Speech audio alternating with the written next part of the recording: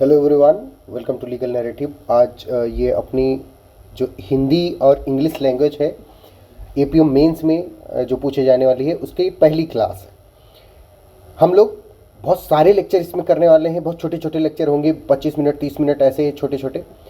और हम सारे एस्पेक्ट को हिंदी और इंग्लिश में, जो कि हिंदी जो अपना है हिंदी, ये 100 नंबर का पूछा जाना है, इंग्लिश 50 नंबर का पूछा जाना है।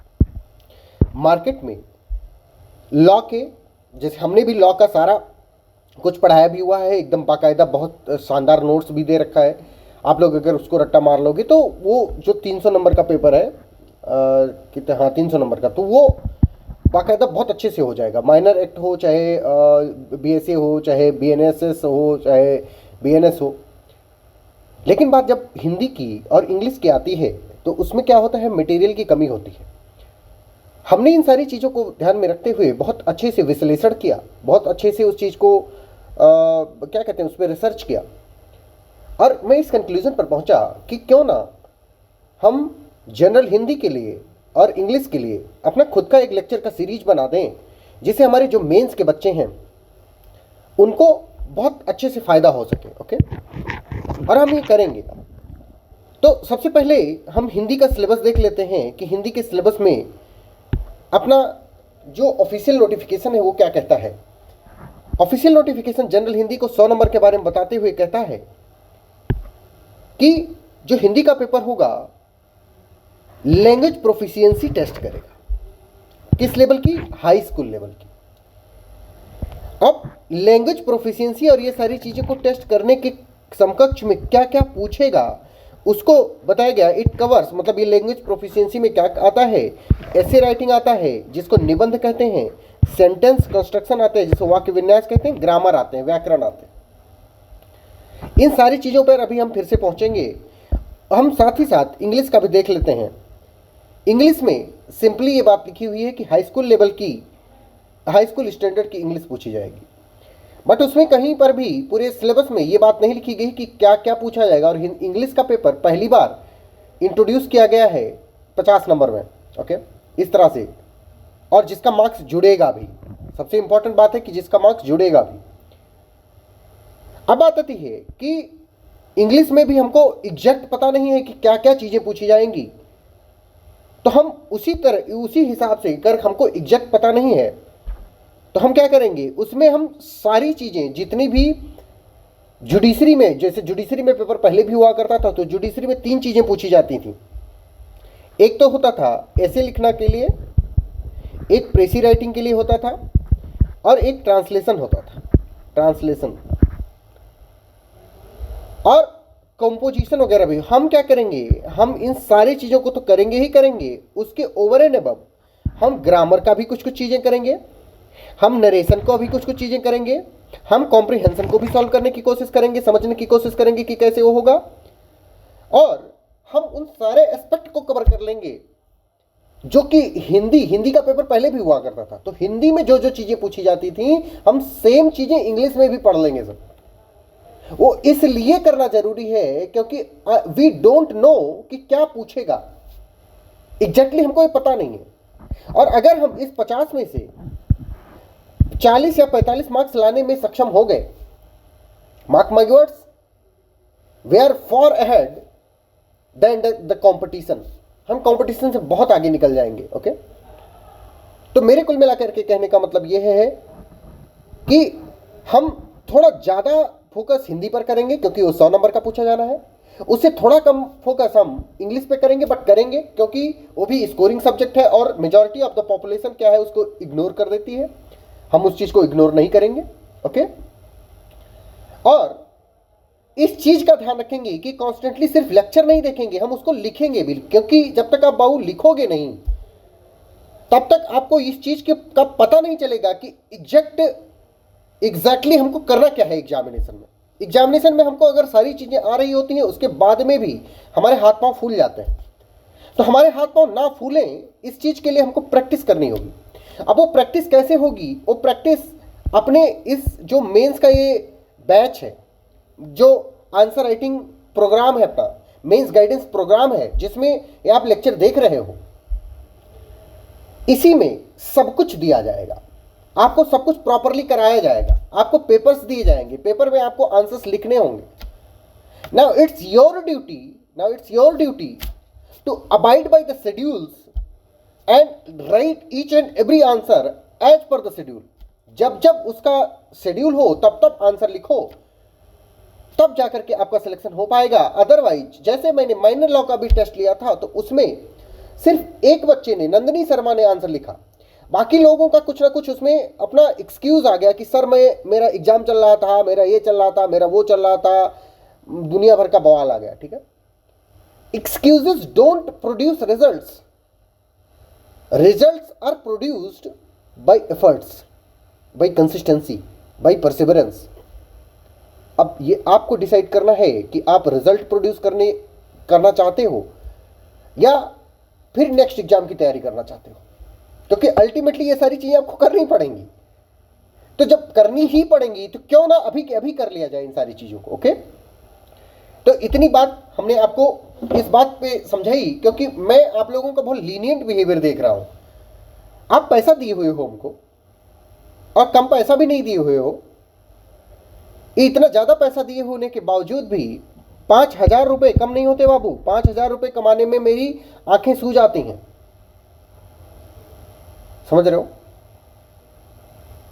तो इसलिए इन सारी चीजों का ध्यान रखते हुए कि जब आपने पैसा हमको दिया हुआ है तो ये आपकी जिम्मेदारी बनती है कि आप उस पैसे का फायदा उठाओ। आप हमसे पूछो चीजों को, हम आपकी कॉपी ना चेक करके दें तो आप हमारा कान पकड़ लो। आप समझ पा रहे हो?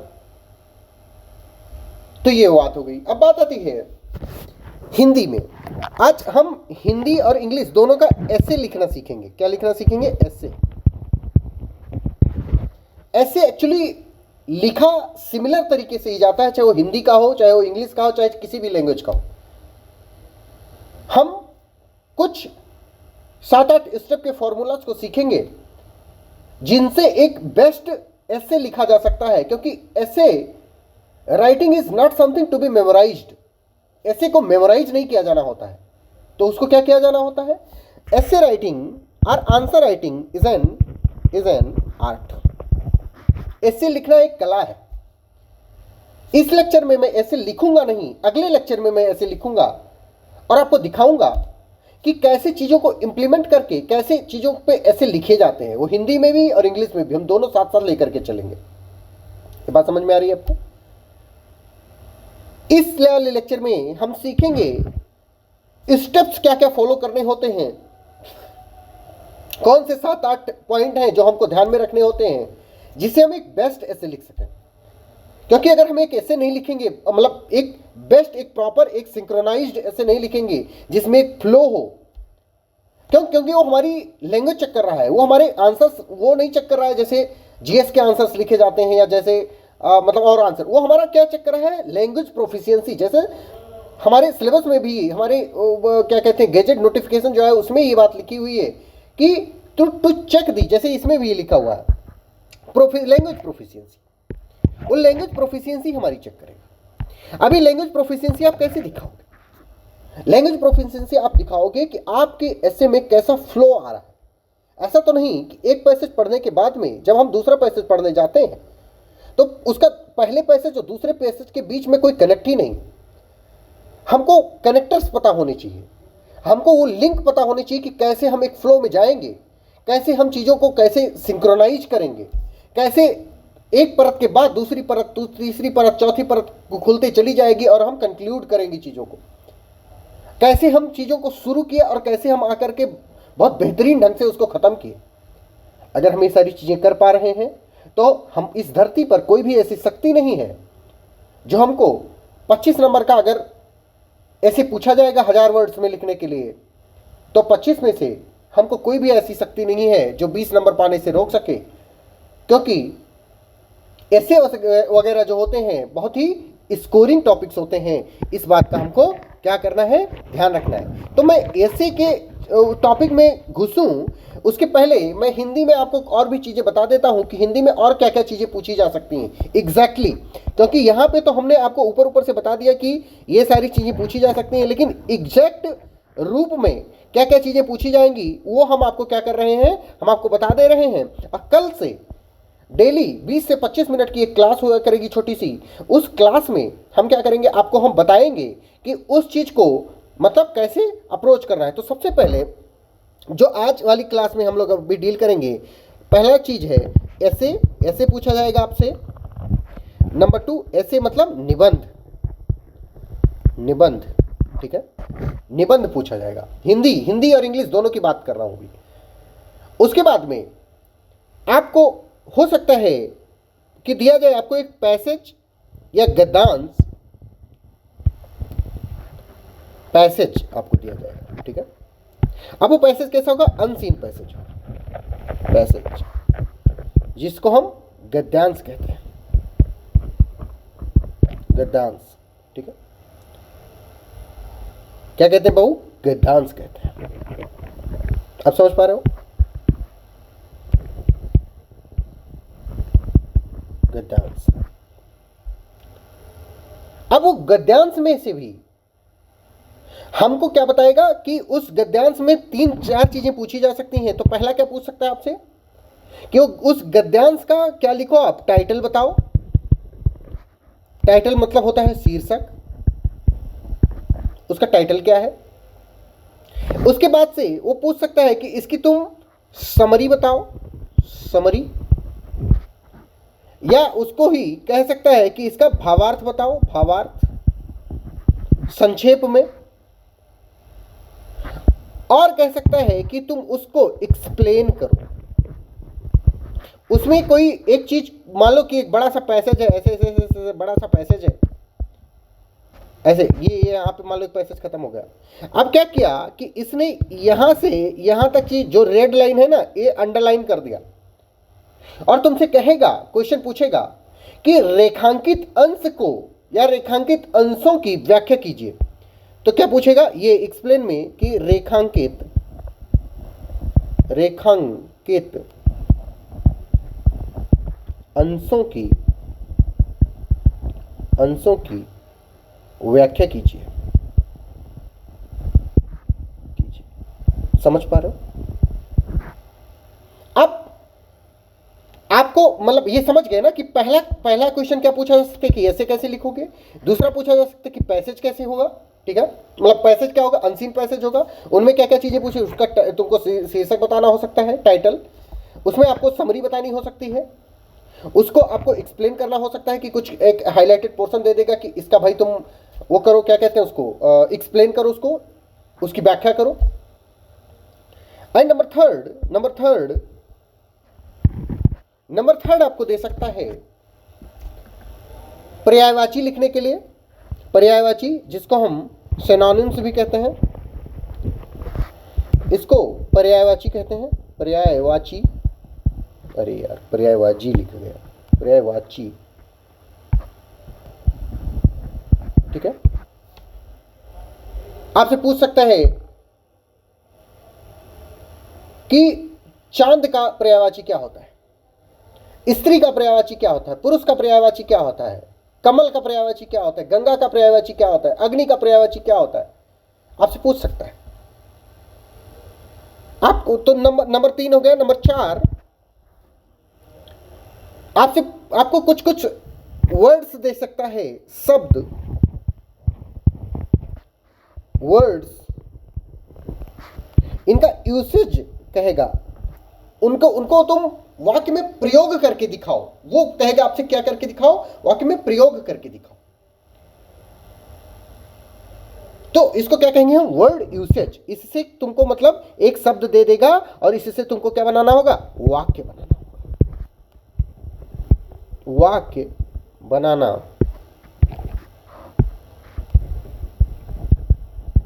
होगा, ठीक है। सेंटेंसेस फॉर्मेशन, सेंटेंस फॉर्मेशन, बस समझ पा रहे हैं क्या फॉर्मेशन, सेंटेंस फॉर्मेशन। अब जब पर्यायवाची पूछ लिया है, सिनोनिम्स पूछ लिया है, एक सेकंड रुको, एक पेज जोड़ देता हूं। जब आपसे पर्यायवाची पूछ चुका है तो आपसे वो उसके विलोमार्थक शब्द, अपोजिट लिखना भी पूछेगा। क्या पूछेगा, विलोम शब्द पूछेगा। तो नंबर 5 आपसे विलोम शब्द पूछ सकता है। हम लोग ये सारी चीजें करेंगे, आपको चिंता करने की कोई जरूरत नहीं। हम लेक्चर में आपको लेक्चर रिकॉर्ड कर करके आपको दे देंगे, आप उन लेक्चर को बार बार सुनते रहोगे, तो क्या होगा, आप उन सारे क्वेश्चंस को कर पाओगे। वहां पे आपको बहुत मेहनत करने की जरूरत नहीं है, हम खुद करके दे देंगे। हम आपके लिए अगर मेहनत कर रहे हैं तो आपको मेहनत करने की कोई जरूरत नहीं है। आपको क्या करना है, बस उसको सुनते रहना है, और जब हम टेस्ट लें तो उस टेस्ट में आपको पार्टिसिपेट करना है, बस, और कुछ नहीं करना है। ओके, तो विलोम शब्द, जिसको हम इंग्लिश में भी ये आ सकता है, क्योंकि इंग्लिश का कोई ऐसे डिफाइंड सिलेबस नहीं है। अपोजिट वर्ड्स, अपोजिट लिखना होगा। बात समझ पा रहे हो? फिर कुछ आपको मिस स्पेल्ड वर्ड्स दे सकता है। नंबर 6, उनके तुमको शुद्ध रूप लिखने होंगे। शब्दों के शुद्ध रूप लिखने होंगे। शुद्ध रूप क्या लिखना होगा बेटा? शब्दों के शुद्ध रूप लिखना होगा। फिर नंबर 7 पूछ सकता है आपसे तत्सम तद्भव, आपने सुना होगा तत्सम हम पढ़ाएंगे आपको, सब एकदम बाकायदा पढ़ाएंगे। तत्सम रूप पूछ सकता है आपसे।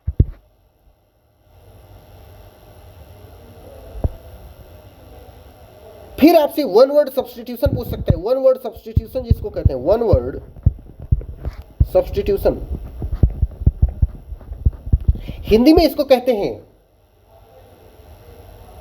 अनेकार्थक, मतलब एक वो लाइन दी गई है, एक वाक्यांश दिया गया, एक वाक्य दिया गया, उसके लिए एक वर्ड लिखना। वाक्यांशों के लिए एक शब्द लिखना होता है। वाक्यांशों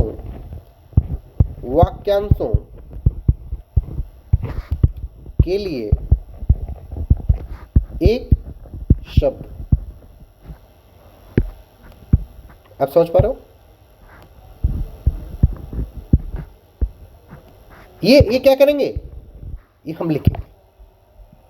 हम आपको सिखाएंगे कि कैसे आपको आइडेंटिफाई करना है, कैसे चीजों को आपको पकड़ना है, कि आप चीज पे एकदम कस के जकड़ लो कि इससे बाहर नहीं आएगा। हम सिखाएंगे आपको। जैसे आपसे क्वेश्चन पूछा जा सकता है, जो ईश्वर को ना मानता हो, एक क्वेश्चन पूछ सकता है। जैसे 2022 के पेपर में पूछा गया, 2022 के पेपर में पूछा गया था कि जो ईश्वर को ना मानता हो, सॉरी, जो ईश्वर को मानता हो,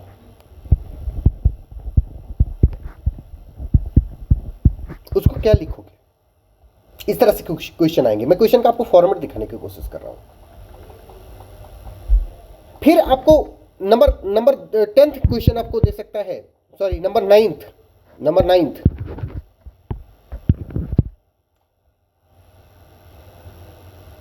कि कुछ सेंटेंसेस दे देगा। उन सेंटेंसेस को आपको क्या करना होगा, उन सेंटेंसेस को आपको सुधारना होगा। शुद्ध वाक्य लिखने होंगे तुमको। सेंटेंस करेक्शन, उनको तुमको शुद्ध वाक्य लिखने होंगे। ठीक है, क्या लिखने होंगे बेटा मेरा? शुद्ध वाक्य लिखने होंगे तुमको। आपसे मुहावरे पूछ सकता है। नंबर 10, मुहावरे।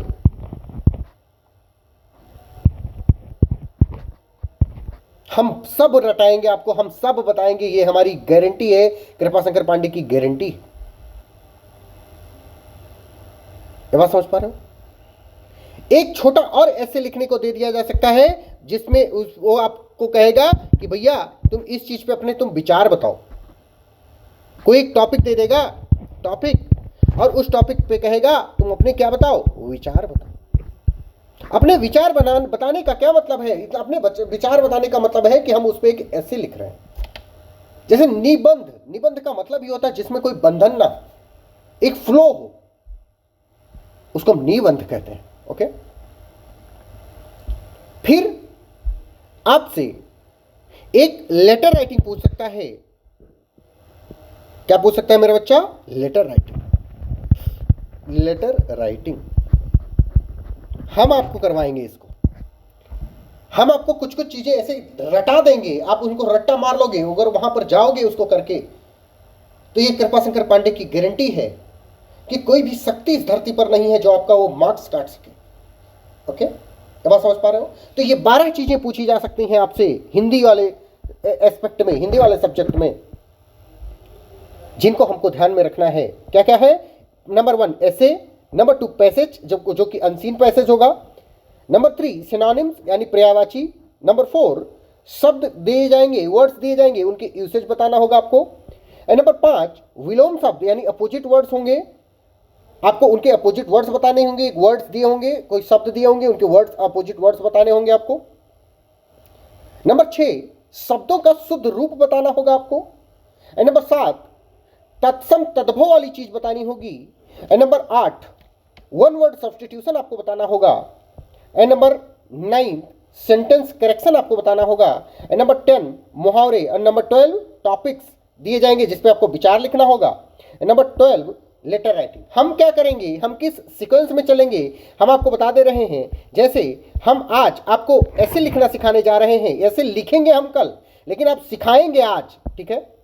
नंबर 2 पे हम करेंगे, आपको लेटर राइटिंग सिखाएंगे। हम आपको क्या सिखाएंगे? लेटर राइटिंग सिखाएंगे। उसके बाद में हम आपको पर्यायवाची सिखाएंगे, उसके बाद में हम आपको वर्ड्स का यूसेज सिखाएंगे, फिर इसी लाइन में ऐसे लाइन से चलेंगे। यानी कि टोटल 10 से 12 दिनों में हम एकदम पूरी हिंदी को कंठस्थ कर चुके होंगे। ये कृपाशंकर पांडे का वादा है, ये लीगल नैरेटिव का वादा है। तो बात समझ पा रहे हो इतनी सब लोग? यस और नो? किसी को कोई doubt? Now we will move to the art of essay writing, the art of essay writing।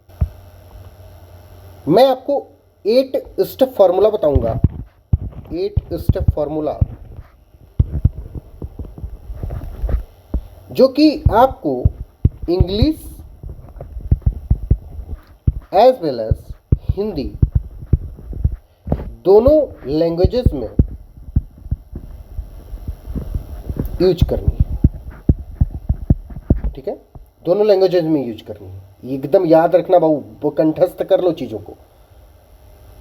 I am promising you कि मैं जब लिख के दिखाऊंगा, चीज़ों को करके दिखाऊंगा, तो आपको क्या होगा, आपको ये फील होगा कि जो कृपाशंकर पांडे बात कह रहा है दैट इज प्रैक्टिकल, और इसको ही अप्लाई करना है।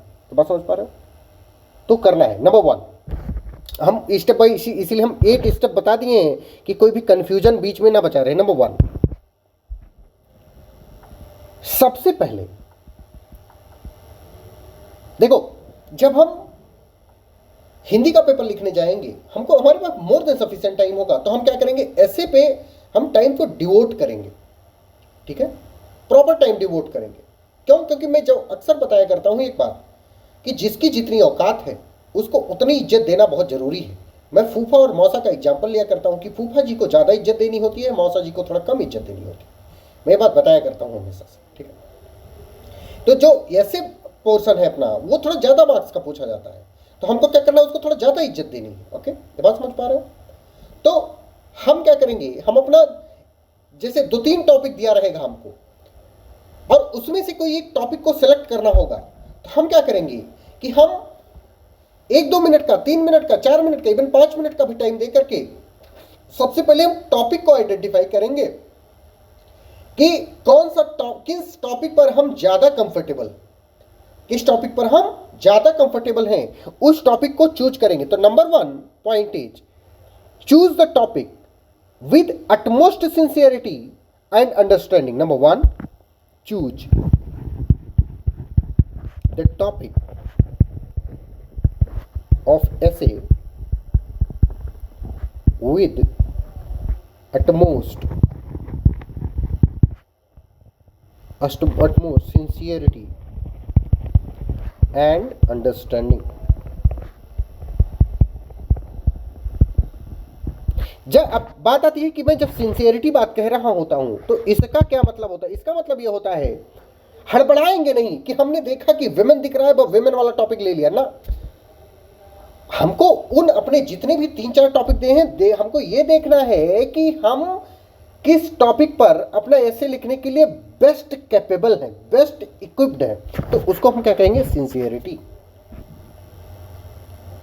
अब बात आती है टॉपिक के अंडरस्टैंडिंग की। मैं बात क्यों कह रहा हूं, what does that mean. Understanding का मतलब होता है कि हम उस टॉपिक को कम से कम 2 से 3 बार पढ़ेंगे। कितनी बार पढ़ेंगे मेरे बच्चा? 2 से 3 बार पढ़ेंगे। हम समझने की कोशिश करेंगे कि एक्चुअल में वो टॉपिक हमसे डिमांड क्या करना चाह रहा है। हम ये देखने की कोशिश करेंगे कि कहीं इस जो हमारा टॉपिक है इसमें कोई कीवर्ड तो नहीं है।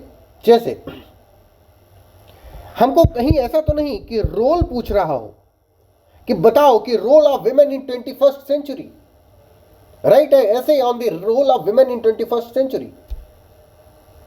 औरत के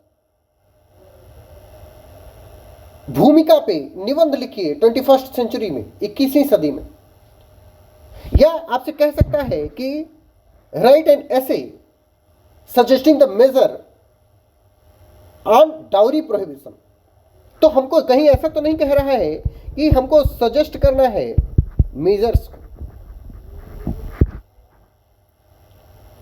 तो हमको, और एक चीज और, कहीं ऐसा तो नहीं कि हमसे जो हमारा टॉपिक चाह रहा है वो हमसे सिर्फ प्रेजेंट कॉन्टेक्स्ट में बात कराना चाह रहा है, प्रेजेंट कॉन्टेक्स्ट, और हम क्या बताए जा रहे हैं, हम उसको पास्ट कॉन्टेक्स्ट सब बताए जा रहे हैं। ये बात समझ में आ रही है बात? तो जब हम अपना टॉपिक को चूज करें तो सबसे पहले सिंसियरिटी होनी चाहिए कि हमारा नॉलेज बेस उस टॉपिक पे है भी या नहीं है। एंड नंबर 2, उस टॉपिक को 2-3 बार पढ़ करके हम इस चीज को समझने की कोशिश करेंगे whether there is some keywords or not. अब कीवर्ड्स को कैसे पहचानेंगे कि हमको एक्चुअल में वो पूछ क्या रहा है, वो हमको उस टॉपिक से एक्चुअल में पूछ क्या रहा है। जैसे 2022 में हिंदी के पेपर में 3 टॉपिक आए हुए थे। नंबर 1 था ग्लोबल वार्मिंग,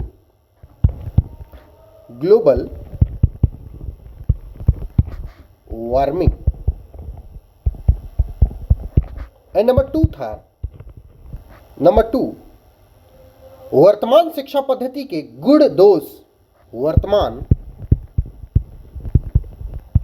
शिक्षा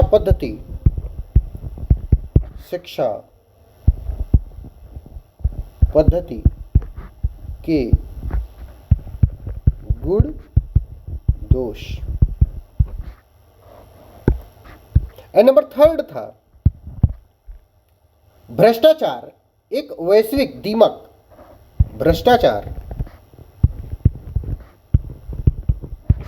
एक वैश्विक दीमक। अब जब आप लोगों में, अब मान लो ये टॉपिक तुमको 3 टॉपिक ये दिए गए हैं, अब कैसे तुम पॉइंट नंबर 1 को कैसे यूज करोगे? सबसे पहले हमको इन तीनों टॉपिक में से ये चूज करना है कि हमारा जो नॉलेज बेस है वो किस वाले टॉपिक पर ज्यादा संगीन है, ज्यादा सीरियस है। ये बात समझ में आ रही है? फिर क्या देखोगे कि उसका कीवर्ड्स क्या। जैसे पहला टॉपिक हमने देखा तो इसमें कोई कीवर्ड नहीं, क्योंकि इसमें वर्ड ही खाली एक ही है, ग्लोबल वार्मिंग। एक खुद में एक सिंगल वर्ड है, तो इसमें तो कीवर्ड की कोई बात ही नहीं रही। हमको ग्लोबल वार्मिंग में जो भी पता है हम सब लिखेंगे, starting from chlorofluorocarbon to carbon dioxide, सब लिखेंगे। हम ये तक भी बताएंगे कि जो वाटर पेपर होता है वो भी सबसे बड़ा जो क्या कहते हैं ग्लोबल वार्मिंग का कारण है वो वाटर पेपर है। हम ये सब बात बताएंगे। लेकिन जब हम सेकेंड टॉपिक में पहुंचते हैं तो वो हमसे ये नहीं कह रहा है, सेकेंड टॉपिक को ध्यान से देखो, वो वर्तमान शिक्षा पद्धति की बात कर रहा है। जो प्रेजेंट टाइम में, प्रेजेंट सिनेरियो में जो शिक्षा पद्धति चल रही है, एजुकेशन सिस्टम चल रहा है, वो उसकी बात कर रही है। उसके क्या गुण हैं, क्या दोष हैं? तो the keyword is, there are 2 keywords. Number 1 वर्तमान शिक्षा पद्धति एंड नंबर 2 गुड एंड दोष। बात समझ पा रहे हो? यस और नो? अब तुमको उसके प्रोज एंड कॉन्स दोनों बताने हैं, गुड और दोष दोनों बताने हैं। तुम इंग्लिश और हिंदी दोनों में समझते जाओ, क्योंकि ये चीजें इंग्लिश और हिंदी दोनों पेपर में काम करने वाली हैं। ठीक है, मैं हिंदी का एग्जाम्पल इसलिए लेकर के बता रहा हूं क्योंकि हिंदी 100 नंबर का पूछा जाना है, उसको फूफा ट्रीटमेंट देना है। ठीक है, तो नंबर 1 हमने क्या किया, टॉपिक को आइडेंटिफाई किया कि कौन से टॉपिक पे हमारी नॉलेज ज्यादा सिंसियर है, ज्यादा अच्छी है। और नंबर 2 हमने देखा कि उसमें जो कीवर्ड्स पूछा जा रहा था, अब जैसे टॉपिक 3 में देखो कीवर्ड क्या है, कीवर्ड है पहला भ्रष्टाचार और दूसरा वैश्विक दिमक। हमको सिर्फ इंडिया के कॉन्टेक्स्ट में बातें नहीं बतानी है, हमको वर्ल्ड एट लार्ज के कॉन्टेक्स्ट में बतानी है। हम सिर्फ अगर इंडिया तक ही सीमित रख गए तो हमारा आंसर गलत है, हमारा ऐसे वो ठीक नहीं है। हमारे टॉपिक में जो पूछा गया था हमने उसका आंसर नहीं किया।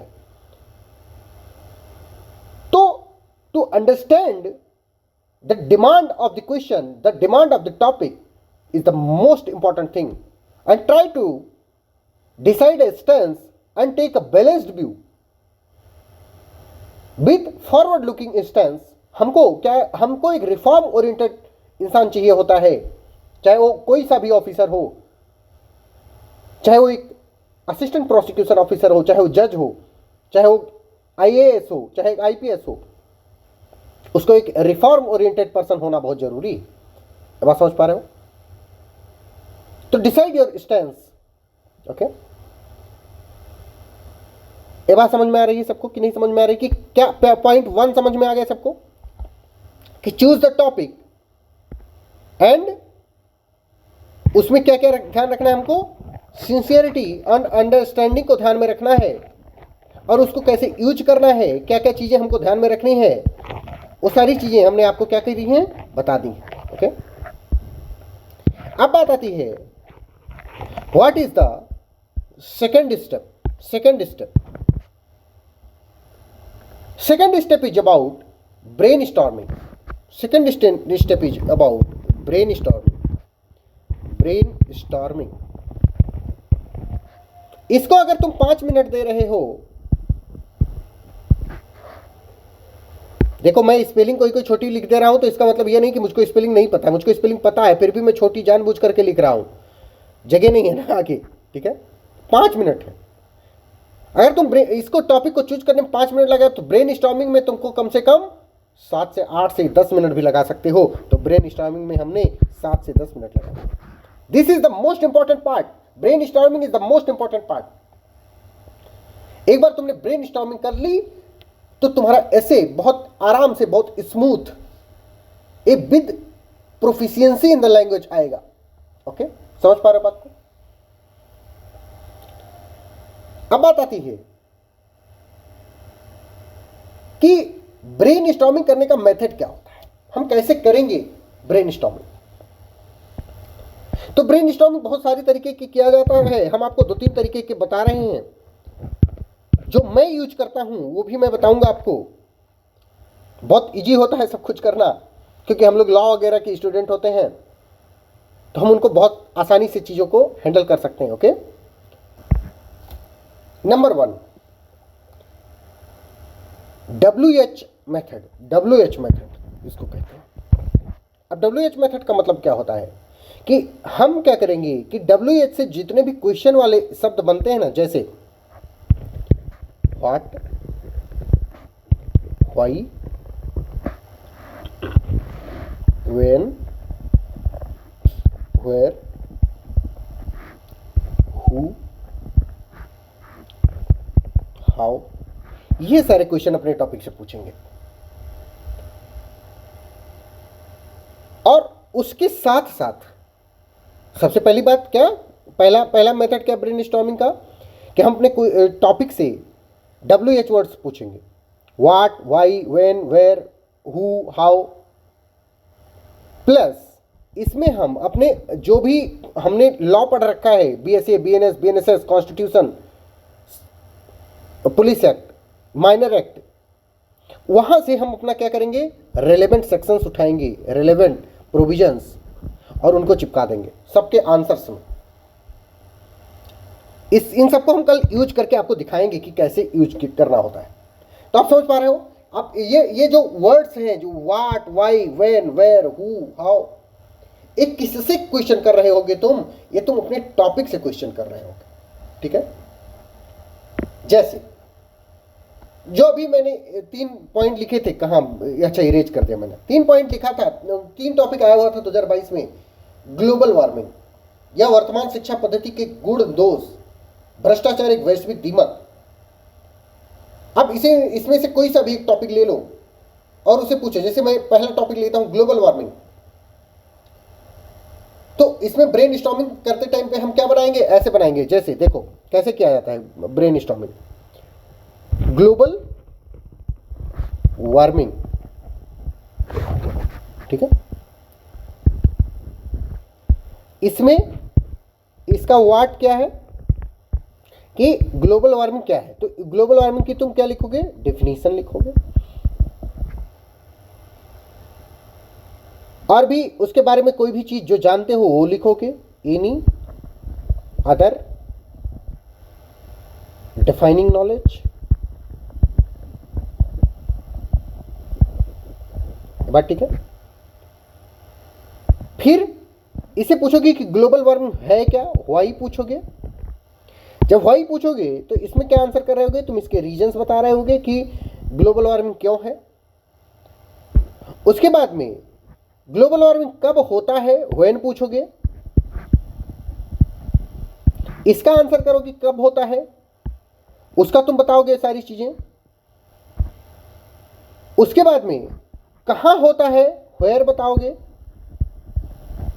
व्हेयर ग्लोबल वार्मिंग कहां होता है। हु बताओगे, ग्लोबल वार्मिंग कौन करता है, हु बताओगे।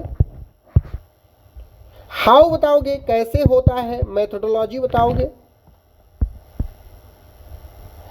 उसके बाद में जब तुम ये सारी चीज का आंसर कर चुके होगे, उसके बाद में तुम क्या लिखोगे, सॉल्यूशन लिखोगे इसका, या कंक्लूजन लिखोगे इसका, कि भैया अगर ग्लोबल वार्मिंग अगर है तो क्यों है, कैसे है, कहां है, कौन कॉज करता है इसको, कैसे कॉज करता है।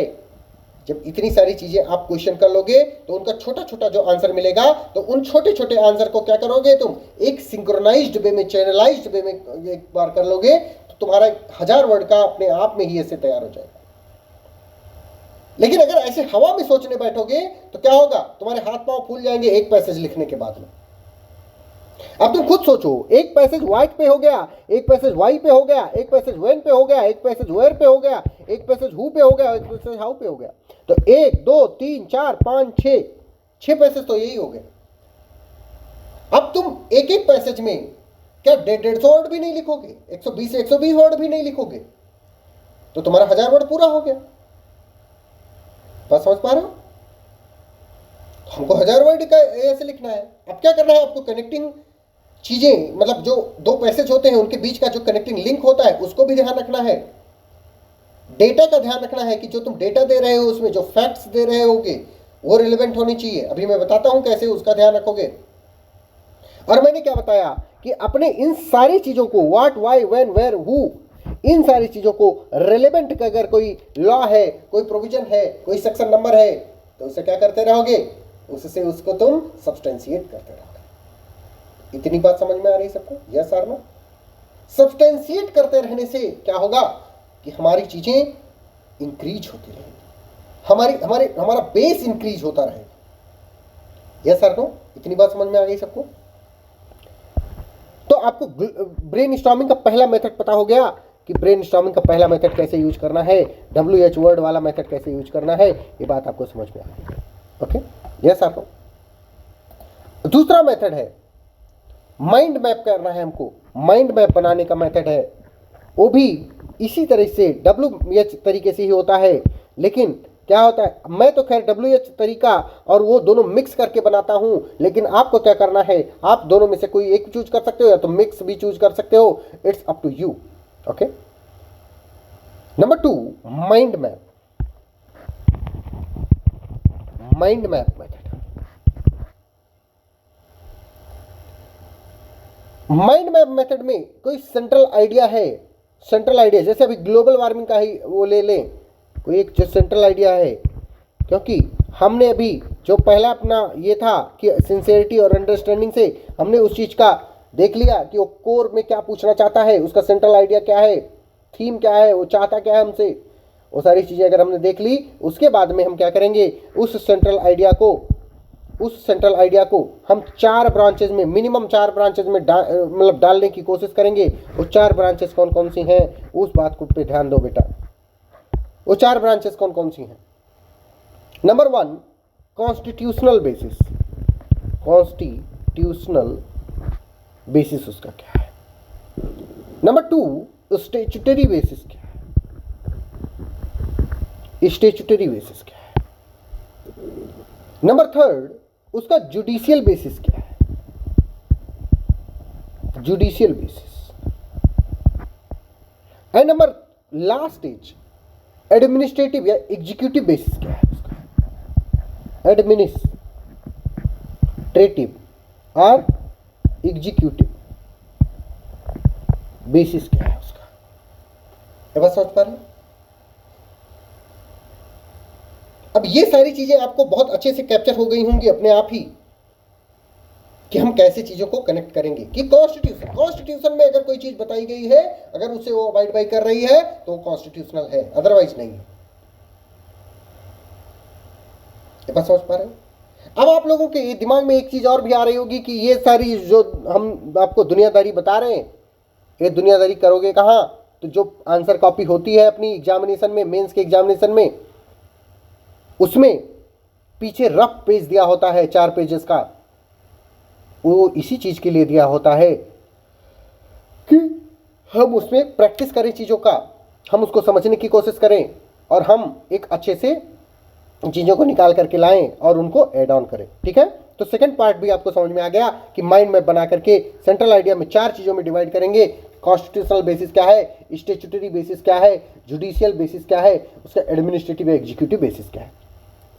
और उन सारे कॉन्टेक्स्ट में, उन सारे एस्पेक्ट में हम आंसर्स को निकालेंगे। जब हम आंसर्स को एक बार निकाल लिए तो आंसर्स को निकालने के बाद में जब हम उस एक कंक्लूजन पर पहुंचेंगे, उस कंक्लूजन को हम ध्यान में रखते हुए और अपने आंसर्स को कंक्रीटाइज कर देंगे, अच्छे से फ्लो में बना देंगे। ओके, अब बात समझ में आ रही है सबको?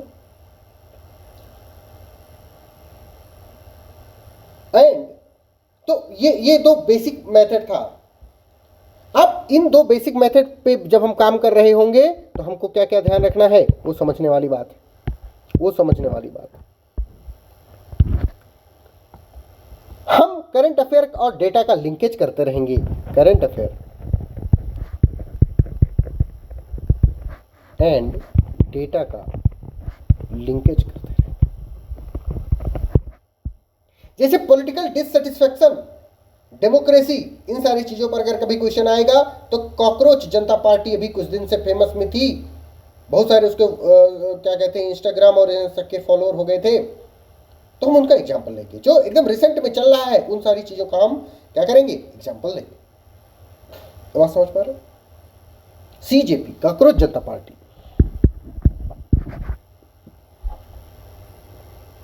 एनसीआरबी का जो नेशनल क्राइम रिकॉर्ड ब्यूरो होता है, सुप्रीम कोर्ट और इलाहाबाद हाई कोर्ट के जो जजमेंट्स होते हैं, उत्तर प्रदेश गवर्नमेंट की कोई स्कीम है, उन सारी चीज़ों को भी हम क्या कर सकते हैं, अपने इस ब्रेन स्टॉर्मिंग वाले में ही पॉइंट वाइज लिख लेंगे कि ये चीज़ है एडमिनिस्ट्रेटिव।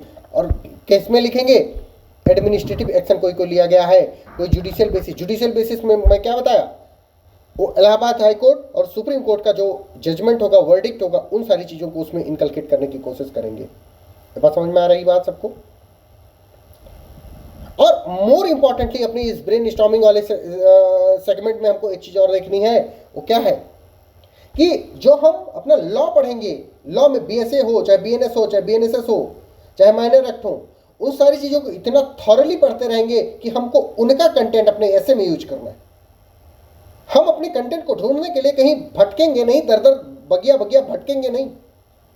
हम क्या करेंगे, हम अपने उन्हीं कंटेंट को यूज करेंगे। इसी वजह से मैंने इस टॉपिक का नाम रखा है the art of answer writing. मैंने ये नहीं कहा कि आंसर राइटिंग खाली हम खाली आपको ऐसे लिखना सिखाएंगे, नहीं। I am teaching you the art of ऐसे राइटिंग। आपको कैसे अपने मिनिमम रिसोर्सेज से ही मैक्सिमम आउटपुट ले लेना है, आपको उतनी ही पढ़ाई करनी है और उसी को यूज करके हमको क्या करना है, रिजल्ट ले आना है। जब मैं आप लोगों को बीएनएस का, बीएसए का और माइनर एक्ट का पहले क्वेश्चन करवाया, पहले उसके आंसर लिखवाए, तो आप लोगों में से बहुत सारे लोगों को लगा होगा कि यार ये टीचर पागल हो गया है, ये हमको क्यों नहीं हिंदी इंग्लिश करवा रहा है। तो आपको बात अब समझ में आ रही होगी, मैंने इसलिए पहले नहीं करवाया क्योंकि वहाँ का लॉ का कंटेंट हमको अपने हिंदी में भी, अपने इंग्लिश में भी यूज करना है, इवन जीएस में भी यूज करना है। बात ठीक है, बात समझ पा रहे हो? Yes sir no? तो हमको क्या करना है, अपने ब्रेन स्टॉर्मिंग वाले ही एस्पेक्ट में हमको वो जो जितने भी लॉ हैं उनकी चीज़ों को समाहित कर देना है, उन चीज़ों को इंकलकेट कर देना है, जिससे क्या होगा, हमारा जो ऐसे होगा इनरिच्ड लगेगा। क्या लगेगा? इनरिच्ड लगेगा। ओके, जैसे मान लो कि अगर विमेन के खिलाफ कभी या सेक्सुअल हैरेसमेंट पे या किसी भी चीज़ पे अगर कोई चीज़ आ जाए तो हम पॉक्सो एक्ट का एग्जांपल ले सकते हैं। उसमें सेक्शन 3 से 12 तक का हम बता सकते हैं कि कैसे पेनिट्रेटिव सेक्सुअल हैरेसमेंट होता है, कैसे हैरेसमेंट होता है। ओके, आईटी एक्ट पे आ जाए तो हम Shreya Singhal versus union of India का केस ले सकते हैं। ओके, नहीं समझ पा रहे हो सब लोग? तो इन सारी चीजों का हमको ध्यान रखना बाबू बहुत जरूरी है। ठीक है, what is the third step? What is the third step? Brain storming. रुक जाओ, पेज जोड़ता हूं फिर बताता हूं। थर्ड स्टेप ब्रेन स्टॉर्मिंग एक बार हमने कर लिया, माइंड मैप बना लिया हमने, व्हाट एंड वाई का आंसर कर लिया, तो क्या होगा, उसके बाद में हमारी जिम्मेदारी आती है कि हमने ये सारा तो कर लिया, ये सारा फॉर्मूला बना लिया। इसके अंतर्गत अब हमको क्या करना होगा, हमको कंटेंट कलेक्शन करना होगा। हम लीगल डेप्थ में जाएंगे चीज़ों को। तो क्या number third is content collection.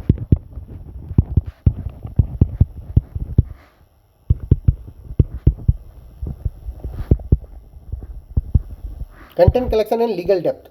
Legal depth से मेरा क्या मतलब है कि जो स्टैट्यूटरी प्रोविजन है, चाहे वो बीएसए के हो, चाहे बीएनएसएस के हो, चाहे बीएसए किसी के भी हो, कैसे यूज करना है उनको। उनके मेन प्रोविजन, अरेस्ट पे कोई बात आ जाती है तो अरेस्ट की चीज़ें उठा करके कैसे ला सकते हैं, लिबर्टी की बात आ जाएगी तो हम कैसे अरेस्ट की चीज़ें यूज कर सकते हैं, ये हमारे ऊपर डिपेंड करता है। हम कितना दिमाग लगाते हैं चीज़ों को, हम कितना कनेक्ट करने की कोशिश करते हैं। ओके, कंटेंट कलेक्शन में हम अपने आप को सीमित नहीं रखेंगे कि हमने किताबें कोई पढ़ी हैं कि नहीं पढ़ी हैं। हम उसमें उस कंटेंट कलेक्शन में और क्या क्या चीज़ें ऐड कर सकते हैं। याद ध्यान से सुनो, कोई भी हमने लैंडमार्क केस जिंदगी में कभी भी पढ़ा है तो हम उस लैंडमार्क केस को यूज करेंगे। और क्या यूज करेंगे, कोई अमेंडमेंट हमने कभी पढ़ा तो हम उस अमेंडमेंट को यूज करेंगे। हमने कभी भी कोई भी लॉ पढ़ा और उस लॉ में हमको लगा कि ये चीज़ यहाँ पे यूज हो सकती थी तो हम उसको क्या करेंगे, उस लॉ को भी यूज करेंगे। हम कुछ कुछ कोट्स याद कर लेंगे, कोट्स, और उन कोट्स को उसमें यूज करेंगे। And number last and the most important thing कि हम एनेक्डोट बनाना सीख लेंगे। एनेक्डोट्स का मतलब होता है छोटी छोटी कहानियाँ, ऐसी कहानियाँ जो एग्जिस्ट नहीं करती हैं, तुम उनको भी खुद से बना करके बता सकते हो कि एक राम था, एक श्याम था, ये कैसा हुआ, ये वैसे हुआ, वो वैसे हुआ। बट वो जो तुम स्टोरी बनाओ, वो शॉर्ट स्टोरी जो एनेक्डोट बनाओ, वो तुम्हारे टॉपिक के इर्द गिर्द घूमनी चाहिए, नहीं कि तुम बकवास कर रहे हो उसमें। ओके, आवाज समझ पा रहे हो? Yes sir no? तो ये चीज़ हमको ध्यान रखनी। तो नंबर थर्ड हो गया कि कंटेंट कलेक्शन। कंटेंट कलेक्शन को हम कैसे करेंगे वो बातें हमने आपको समझा दी। The fourth point is structure करना है हमको। क्या करना है? स्ट्रक्चर करना है।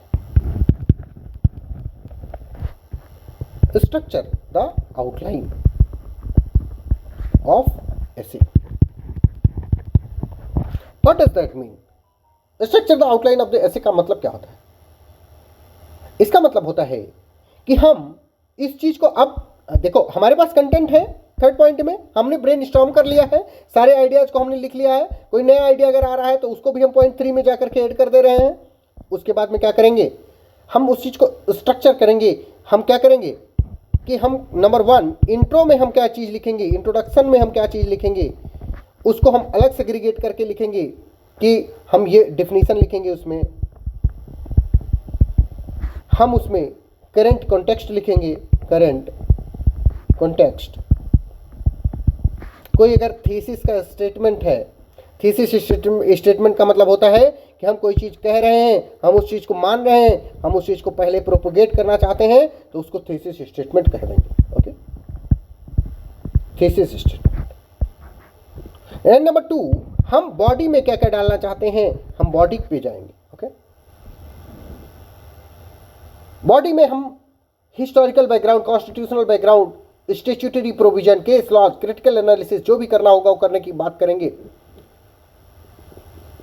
एंड उसी में, उस बॉडी में ही हम वे फॉरवर्ड बताएंगे। And number 3, conclusion.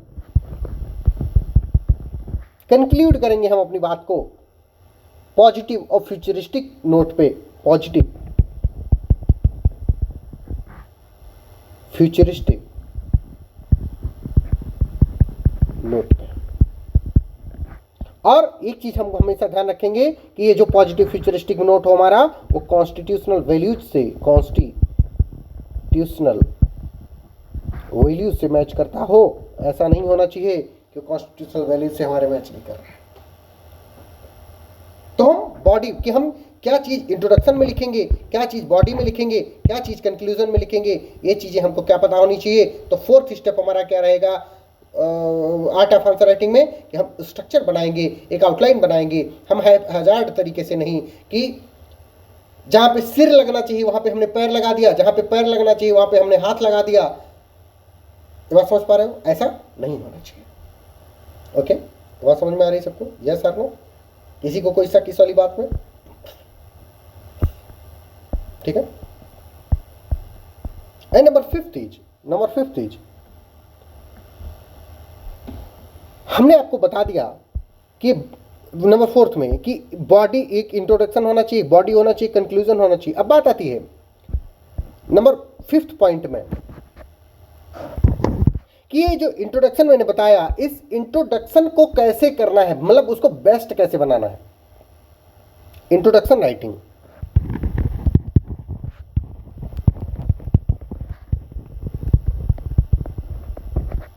इस इंट्रोडक्शन राइटिंग में हमको 2-3 चीज़ों का बहुत ध्यान रखना है बाबू। हमने यहाँ पे ऐसे खैर बता दिया कि हमको definition, current context, thesis statement, ये सारी चीज़ें यूज करनी है। उसके ओवर एंड अबव हमने क्या भी पढ़ा था ये ऊपर, कि हमको कोड्स याद रखने हैं, हमको लॉज याद रखने हैं, हमको अमेंडमेंट्स याद रखने हैं।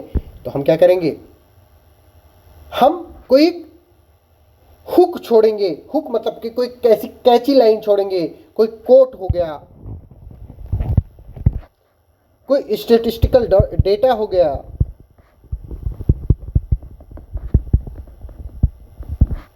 कोई रिसेंट इंसिडेंट हो गया। जैसे मैंने अभी सीजेपी का एग्जांपल दिया था, कॉकरोच जनता पार्टी रिसेंट इंसिडेंट।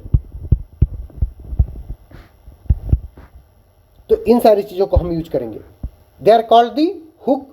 हम उनको फंसा लेंगे, अपने एग्जामिनर को फंसा लेंगे कि भैया हम लिखने जा रहे हैं, तुम इस पे ध्यान दो।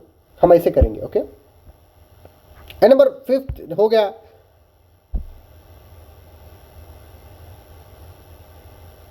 कि हम कोट, स्टैटिस्टिक्स, फ्यूचरिस्टिक, अब या एनेक्डोट भी मैं बता रहा था आपको, वो भी यूज कर सकते। एनेक्डोट का मतलब छोटी छोटी जो किस्से कहानियां होते हैं ना, बीरबल की सुना होगा आप लोगों ने, तेनालीराम का सुना होगा। ये नहीं तो खुद से बना डालो, कृपाशंकर पांडे के नाम से बना डालो, मैं कभी बुरा नहीं मानूंगा। ओके, और इसमें तुम और भी क्या कर सकते हो, डिफिनीशन से स्टार्ट कर सकते हो, डिफाइन कर सकते हो, ये जो ऊपर अभी मैंने बताया है। कोई करंट कॉन्टेक्स्ट दे दो, कोई थीसिस स्टेटमेंट दे दो। Okay, and number 6th point is body paragraph में क्या लिखोगे। बॉडी में इस सबसे पहली बात कि ऐसे हमेशा पैराग्राफ फॉर्मेट में होनी चाहिए। इसको आप पॉइंट वाइज, जैसे आप जीएस का आंसर या लॉ का आंसर लिखते हो, कई बार पॉइंट में लिख देते हो चीजों को आसान बनाने के लिए, तो वो काम नहीं करना है हमको। इधर हमको पैराग्राफ वाइज लिखना है। क्यों? क्योंकि essay is not the test of your knowledge, it is the test of your language proficiency. आप कितना अच्छे से अपनी थॉट प्रोसेस को प्रेजेंट कर पा रहे हो, उस चीज का टेस्ट है अपना क्या, ऐसे। ओके, तो हमको क्या लिखना है, पैराग्राफ में लिखना है। अब ये जो पैराग्राफ में लिखना है, इस पैराग्राफ को कैसा होना चाहिए, उसमें तुम अपना एक पॉइंट बताओगे। उस पॉइंट को तुम सब्सटेंशिएट करने के लिए कोई प्रोविजन, कोई केस लॉ या कोई भी सपोर्टिंग थिंग उसको उसके लगाओगे उसके साथ में। उसके बाद में उस चीज को तुम एनालाइज करोगे और उसके बाद में तुम कुछ एक लिंकिंग वर्ड छोड़ दोगे जिससे नेक्स्ट पैराग्राफ उससे अटैच्ड कनेक्टेड फील हो।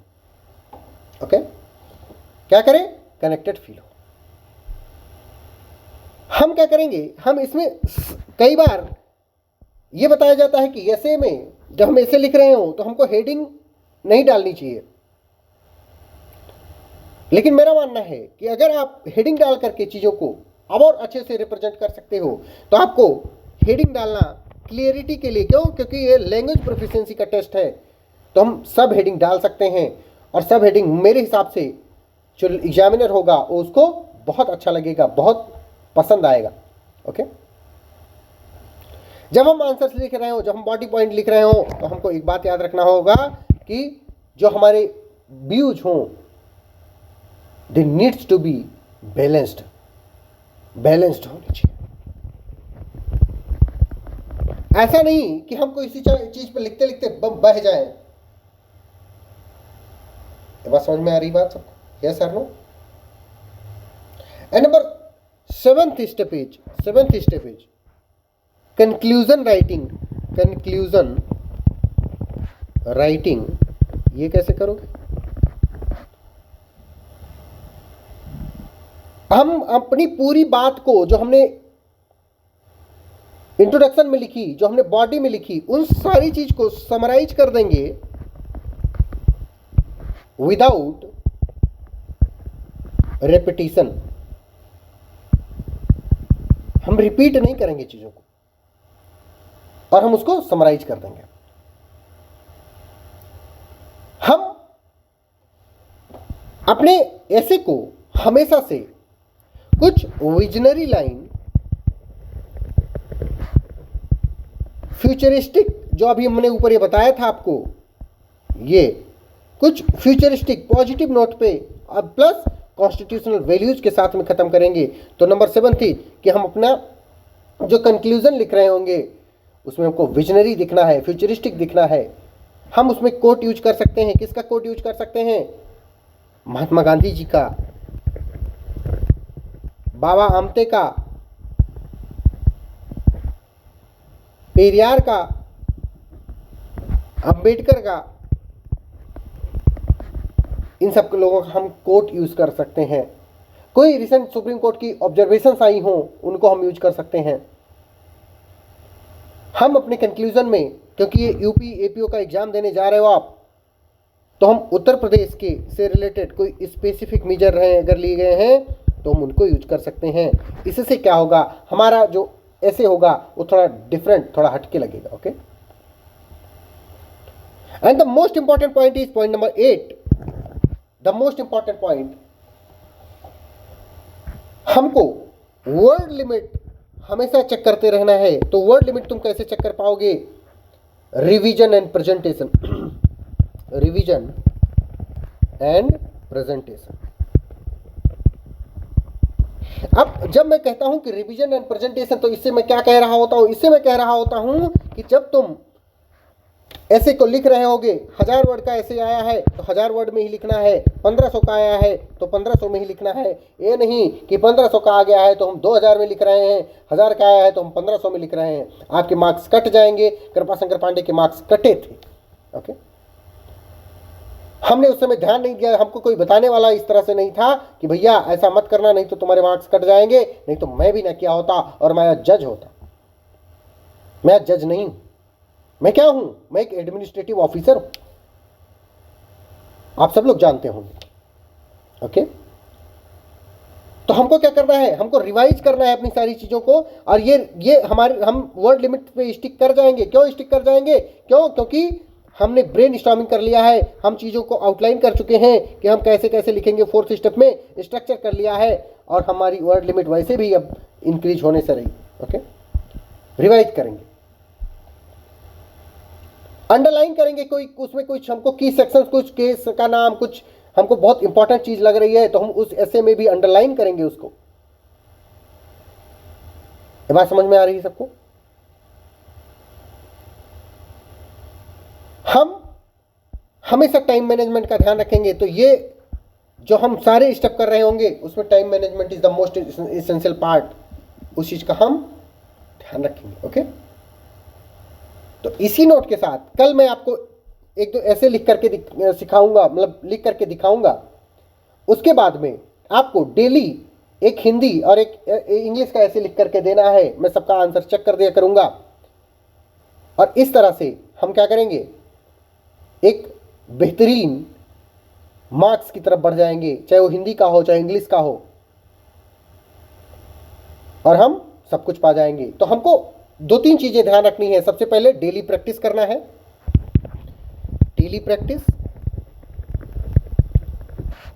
नंबर 2, सोर्स इंटीग्रेशन करना है, सोर्स इंटीग्रेशन। जब मैं डेली प्रैक्टिस कह रहा हूं तो डेली प्रैक्टिस का क्या मतलब है बेटा, कि हमको डेली आंसर्स लिखने हैं, डेली आंसर्स लिखने हैं। जब हम डेली आंसर्स लिखते हैं तो हमारे हाथ क्या होता है, यूज्ड टू हो जाता है। ओके, सोर्स इंटीग्रेशन का मतलब क्या है? मैं जब सोर्स इंटीग्रेशन कहता हूं तो इसका क्या मतलब है? इसका मतलब यह है कि हम जितने भी चीजें पढ़े हुए हैं, चाहे वो माइनर एक्ट हो, चाहे बीएसए हो, चाहे बीएनएसएस हो, चाहे बीएसए हो, कुछ भी हो, हम सब के चीजों को, सबके नॉलेज को इधर यूज करेंगे। Okay, time management number 3, time management सीखेंगे। और टाइम मैनेजमेंट कहां से आएगा? डेली आंसर राइटिंग प्रैक्टिस से आएगा। हम कुछ कुछ मिस्टेक्स को अवॉइड करने की कोशिश करेंगे। वो कुछ कुछ मिस्टेक्स बाबू क्या है? हम कई बार क्या होता है कि चीजों को सिर्फ डिस्क्राइब करते चले जा रहे होते, प्योर डिस्क्रिप्शन दे रहे होते हैं, या वन साइडेड व्यू ले लेते हैं, वन साइडेड व्यू, वो सब नहीं लेना है। हम यूपी का एंगल को इग्नोर कर देते हैं। यूपी का एंगल मतलब हम यूपी का एग्जाम दे रहे हैं, उत्तर प्रदेश का एग्जाम दे रहे हैं, तो हमको उत्तर प्रदेश का एंगल डालना is the most important thing. And number 5th point is कि हमको ये बात याद रखनी है कि हमको वैल्यू एडिशन करते चलना है।